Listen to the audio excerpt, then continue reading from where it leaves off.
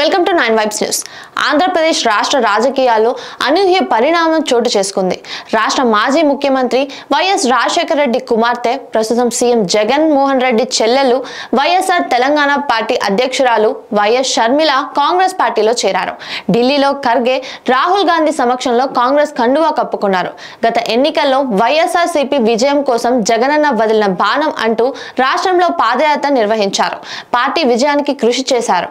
అనంతరం జరిగిన పరిణామాలతో అన్న జగన్ కు దూరం అయ్యారు. తెలంగాణలో సొంతంగా పార్టీ పెట్టుకున్నారు. అక్కడ కాంగ్రెస్ పార్టీకి మద్దతు తెలిపారు. ఈ నేపథ్యంలో తాజాగా షర్మిల ఆమె తన భర్త అనిల్ కుమార్ తో కలిపి ఢిల్లీకి వెళ్లారు.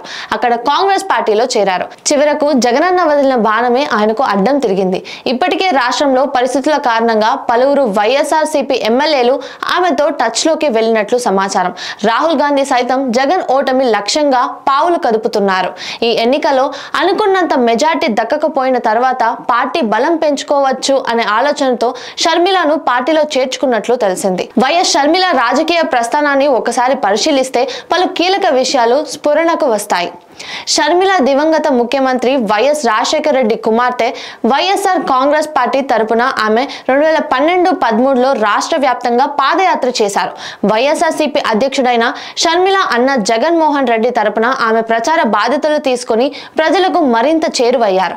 అనంతరం రాష్ట్రానికి సీఎం జగన్ ముఖ్యమంత్రి కావడం, కుటుంబంలో నెలకొన్న సమస్యల కారణంగా ఆమె వైఎస్ఆర్సీపీకి దూరం అయ్యారు. వాస్తవానికి వైఎస్ఆర్టీపీని తెలంగాణ ఎన్నికలకు ముందే షర్మిల కాంగ్రెస్ పార్టీలో విలీనం చేయాలని ప్రయత్నాలు చేశారు. కానీ కొన్ని పరిణామాల వల్ల పార్టీని విలీనం చేసే ప్రక్రియ నిలిచిపోయింది.